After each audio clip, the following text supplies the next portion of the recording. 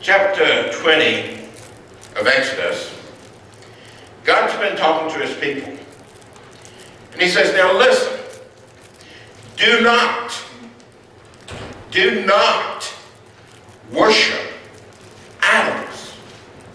Don't act like the people, the heathen, the ungodly around you. And then he says, if you do,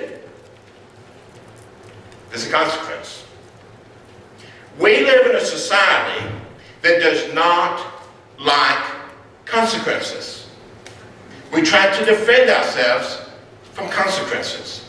We try to defend our children from consequences. We try to defend everybody from consequences. And we'll make excuses for what we did. Brother Donnie, in the jail, you see people every day who have an excuse. Oh, they're just picking on me. I shouldn't be here. It's not my fault. I used to work in the prison system down at Jackson. We had death row. And there was this guy on death row, big guy. You don't know how big he was? He made me look small. He was a big guy, okay? And he said, I shouldn't be here. Just a misunderstanding. So one day I said, okay, what was the misunderstanding? Well, I broke into a house and the lady was home. So I didn't have any choice. I had to rape her. And while I was raping her, her husband came home. So I had no choice. I had to kill them both. I shouldn't be here. It was just a misunderstanding. Yeah, you misunderstand society, you misunderstand the law. There's a misunderstanding, but it's not on our side. But we make excuses. I used to work at the mall when I first moved up here. A 12-year-old boy once came in and looked at me and said, Mister, my mama's sick and she sent me to cash a check. Can you cash it for me? He held the check up. It was written in a kid's handwriting. And it just so happened I knew whose name was on the check. I said, well, that's interesting. I know your mother. He takes off. Calls security. We follow the kid. Police finally get there. Police is interrogating the kid. I have to tell you, I greatly respected that officer. Because if I'd been the officer, and that kid was talking to me the way he was talking to this officer, I would have used the billy club. Yeah, I think I would have been justified for that because that kid had a mouth on him. And he's just telling the cop how bad he was and how all we were. Yeah. And all of a sudden his mother came in. And his mother looked at little Johnny, that's not his name, and said, oh, Johnny, why did you steal those checks? I know DFACS doesn't give us enough money, do they? I politely excused myself from the room because I probably would have grabbed the billy club. We make excuses. We want to defend people and say, well, there's no consequences for your action. Do whatever you want to. But God said there are consequences for actions. And here in Exodus he says, if you don't follow my commands, if you don't do it my way, not only will you have problems, but I'm going to visit that sin upon your children, and your grandchildren, and your great-grandchildren.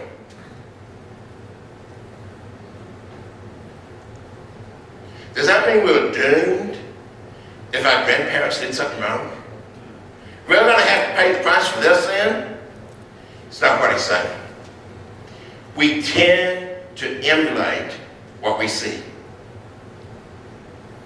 Those who remember the 60s, you remember the laughability of parents sitting there, smoking and drinking, and telling their kids, now don't you use that pot, it's not good for you.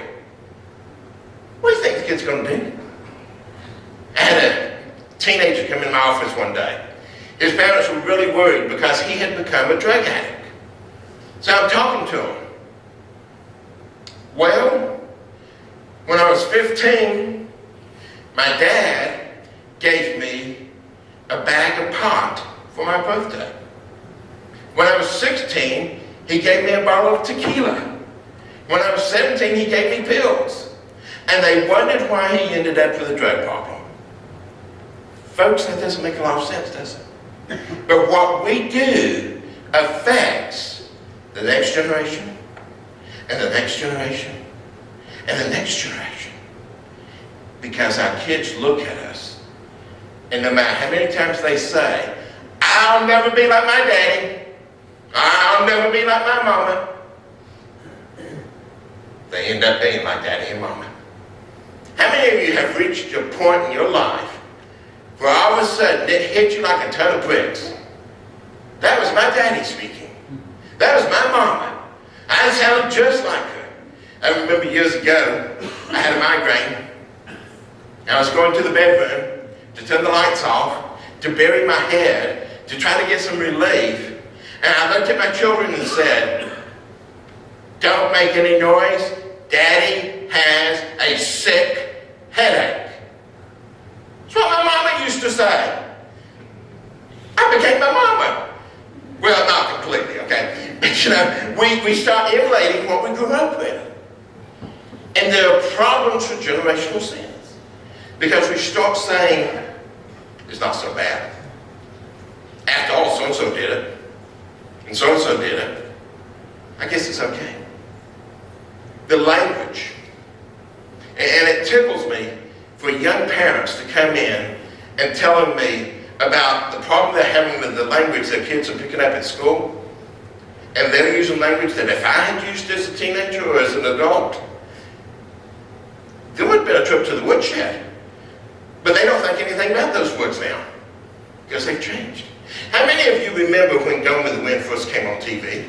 Anybody remember that? How many remember at the end, where Rhett Butler says, frankly, my dear, I don't give a beep. They don't beep it anymore. Plus a whole lot of other things that they need to beep, they don't do anymore. Because our generations have picked up and continue to pay for sin. Let's go into the scriptures. In Genesis chapter 12, Abraham, who was Abram at the time, was going down to Egypt to get some food to survive. And he looked at his wife and he said, Sarah, honey bunch, you sure are a cutie pie. And when we get to Egypt, Pharaoh's going to want you. So he's going to kill me, we can have you. Do me a favor. Tell Pharaoh you're my sister. And he justified it by saying, it's not really a lie because, you know, you kind of are my sister. You're my uncle's. Yeah. Was he right or wrong? He was wrong. So you skip over a few pages. Genesis chapter 26. Isaac is going to where Abimelech is. And as they're getting close to town, he looks at Rebekah. And he says, Rebekah, honey bunch, you sure are a cutie pie. When we get there, Abimelech is going to want you, so he's going to kill me. Do me a favor. Tell him you're my sister. And if you look in the scriptures, it's almost identical wording. He picked up the sin of his father.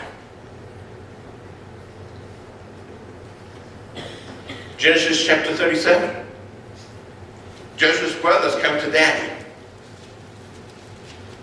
Did they say, hey Dad, hope you don't mind, but we really didn't like Joseph, so we kind of sold him as a slave and we're going to get rid of him?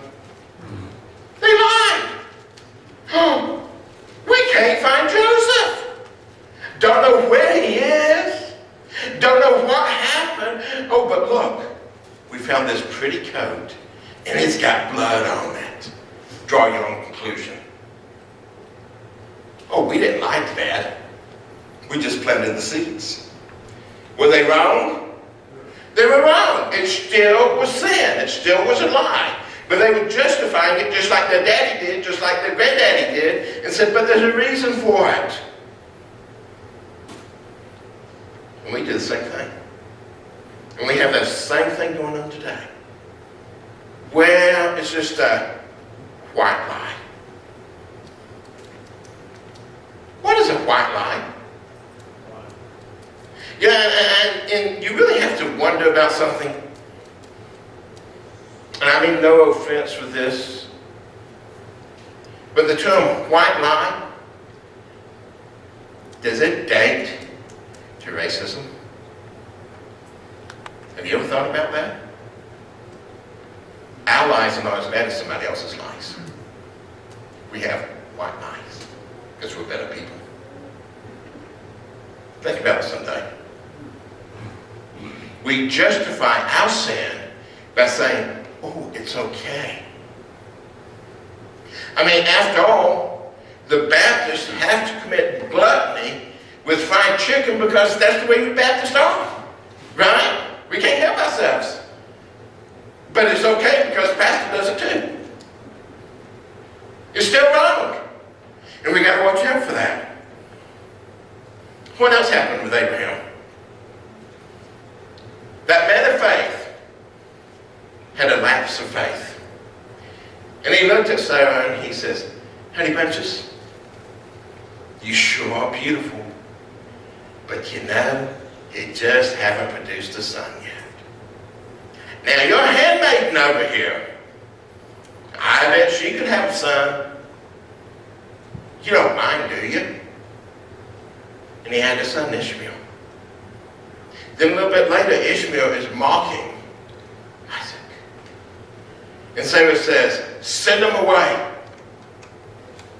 Now, a lot of times we don't catch it because of our culture. But she says, send him into the desert. What happens in the desert if all you take is one small container of water and very little food? You die. She says, kill the boy. Oh, but we don't want to say that. And how many times do we wish doom upon somebody, but we're not going to say it. We just hint at it. We just kind of say, well, you know, we set the stage because it's not our fault. And that's what Sarah did. She says, I don't want to say kill him, but just send him out to the desert. She knew he would die. Jacob and Esau were competitors. All of a sudden, we have another murder taking place. Now, Ishmael didn't die. God intervened. And in this case, Jacob doesn't die because God intervenes. But what happened? Because of Jacob's deceit, his mama says, son, your brother wants to kill you. You're a dead man walking. Escape. Leave. Go out from here. Get away. And sent a son away. Jacob grows up and has children. What do the brothers do? They do the same thing their daddy and their grandparents did. We don't like Joseph. Joseph tells daddy on us. Instead of admitting to their wrong and repenting and asking forgiveness, they said, we're going to take care of the problem. We'll get rid of the one that's being righteous.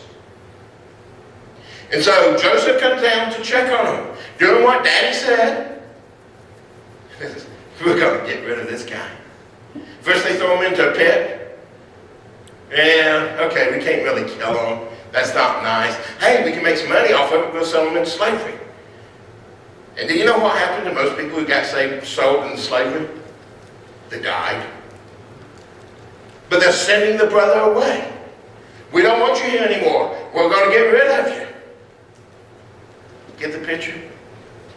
What we do, our children and our grandchildren do. Because that's what they see. And that's what they learn. And it doesn't matter how many times you tell a child, don't do this. If they see the parent doing it, they're going to do it. Because children learn by observation. They see stuff going on, and they say, that's me. I guess it's okay. I guess there's not a problem there. Come to my office someday.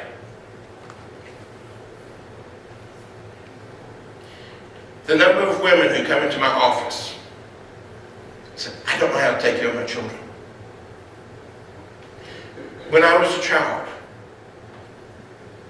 my mother threw me away. My daddy deserted me. I didn't have parents. Or the parents I had were drug addicts and they didn't know how to take care of us. Or the parents I had sexually abused me and they didn't know how to take care of me. I don't know how to be a mother. I don't know how to be a daddy. Because they've never seen it.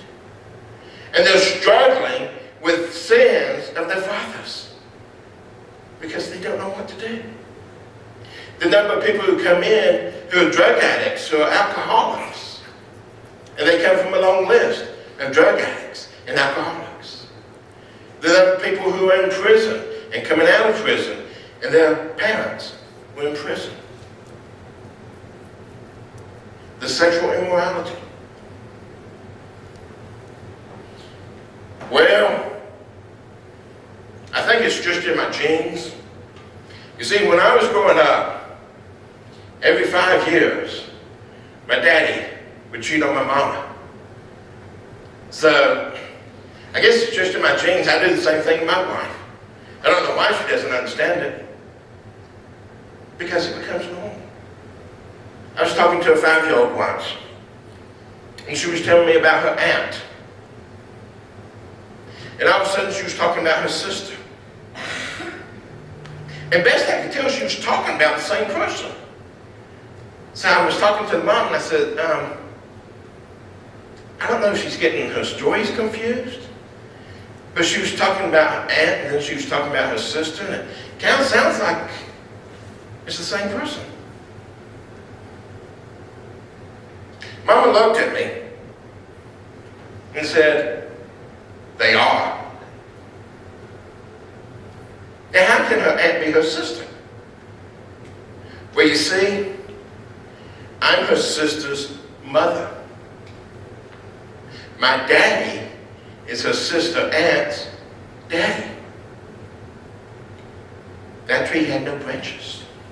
And she didn't think there was anything wrong with it because it had been that way for generations. And she didn't see the problem. The women who come in, whose husband beats them, and the man will say, it's what Dad did to Mom. It's what Granddad did to Grandma. I thought that's where you kept them in line. That is generational sins, going from one to the next to the next. Think about your own lives. What generational sin is in your life that you're sick and tired of? That you sit down and say, I don't like this. It's what I've seen all my life. It's wrong, and I don't like it. But I keep doing it. A stronghold of generational sins is extremely difficult to overcome. But there's a key. And when we get that key, we can make a difference. The story of Abraham and his children, and his children, and his children, has the key. If you have your Bibles, open to Genesis chapter 50. The key to defeating generational sins is found in Genesis chapter 50.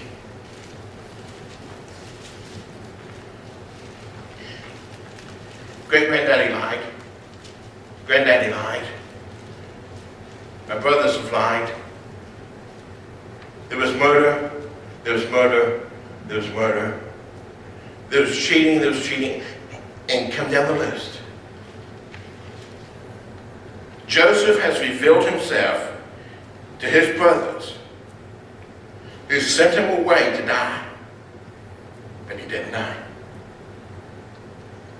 He says, go get Daddy and bring him down and I'll take care of you. They bring Daddy down. They live in the land of Goshen. Things are going great.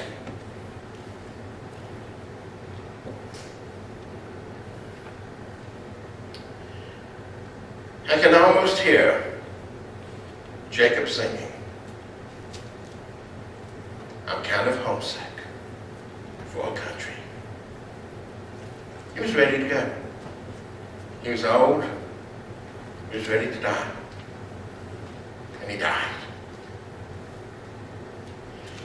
When there's a death in the family, have you ever noticed, it shakes everybody up? All of a sudden you see things that you didn't think you'd ever see in your family. Now, the 10 older brothers of Joseph are dealing with the grief that Daddy just died. But there's something more important to them. You see, they were afraid.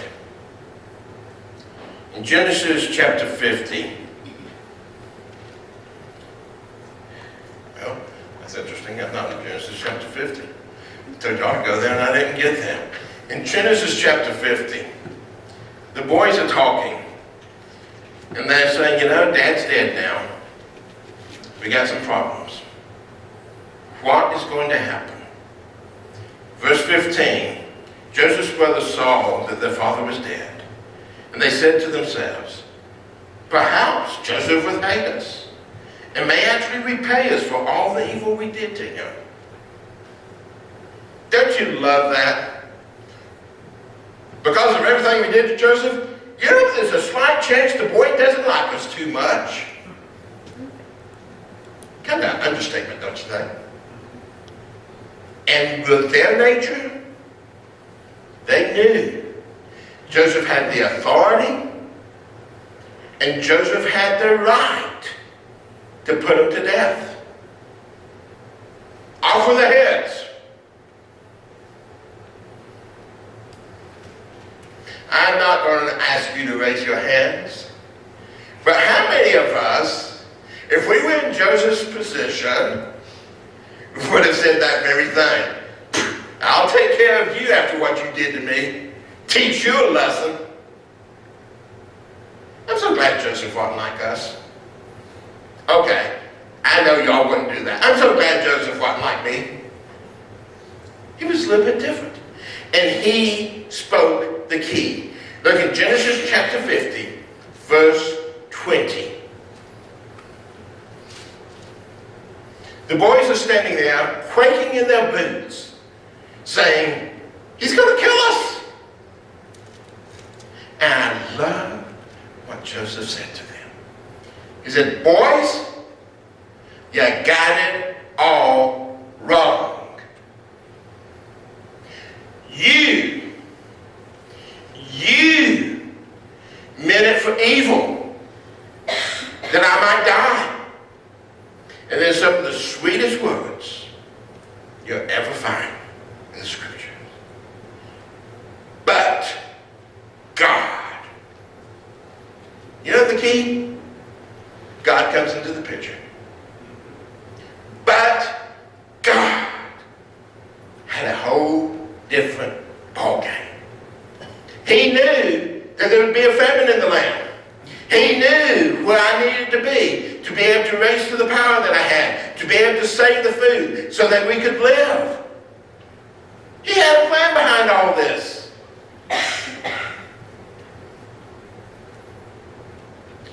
Wait a minute. What I've been through, God means for good. The crud that's been in my life, God means for good. The confusion I faced, God means for good. The broken relationships, the broken hearts, God means for good. Yes. We've been looking at it all wrong. We walk around saying, Well, if God really loved me, He wouldn't do that. One of the things that bugs me about people is to hear somebody say, well, I can't wait till I get to heaven. I'm going to ask God why He did so-and-so. No, you're not. You're not going to care. And we need that attitude now. Because guess what, folks? It's not about us. It's about Him. He has a plan. He has a purpose. He has a goal. And He knows how to do it. And if He wants to change our lives, if He wants to mold us, He has the right to use whatever means. He has to. I am convinced, and you cannot shake this from me, because I am convinced that nothing bad ever happens to a Christian. Oh, it may feel bad, don't get me wrong. But it's not bad because it's part of God's purpose. It's part of God's plan. He's using it for His honor and His glory. Why are you who you are today? All the stuff God brought you through. And that's what Joseph realized. Joseph realized that I don't care what you thought. This is what my daddy did. My daddy was still in control. The only way to break a generational sin is for somebody to stop being complacent and get God's point of view. There was a reason for this, and we're going to put a stop to it. We're going to change things. And it has to start with one person. One person in the family has to say, enough is enough. I'm not going to do it anymore. When Joseph looked at his brothers and says, I'm not going to send you away. I'm not going to kill you. I'm not going to lie to you. It's interesting. There's no more recording in his family of those generational sins happening. Because he put it in God's hands. We can't change it. We can't fix it. We can't change history. But we can give it to God. And God wants to stop generational sins. But we got to get in His will. Do His word. And say, okay, God, You meant it for good. Now let's use it. What did You want me to learn from this? And until we do that, we're going to keep doing the same thing. We're going to keep going over and over and over, generation after generation after generation. Got a question for you. How many of you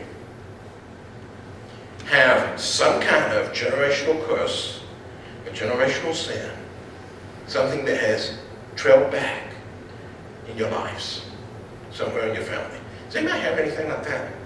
Anybody brave enough to raise your hand if you do? If we're honest, I think every one of us can say, yeah. I love it when I hear people talk about, oh, that dysfunctional family. What family's not dysfunctional? We all have problems. But we need to put it in the Father's hands and say, Daddy, it stops here. How many of you remember President Truman? Y'all remember President Truman? Some of you just have short memories. President Truman, you may or may not have cared for his politics. If you're a MacArthur fan, you're really not a fan of Truman. But he did say one thing that made sense. Anybody know what plaque he had on his desk? I'm sorry? Stop here. The buck stops here. And that's what we need to say to God. It's time to stop. The buck stops with me. I will stand in the gap and do what You want me to.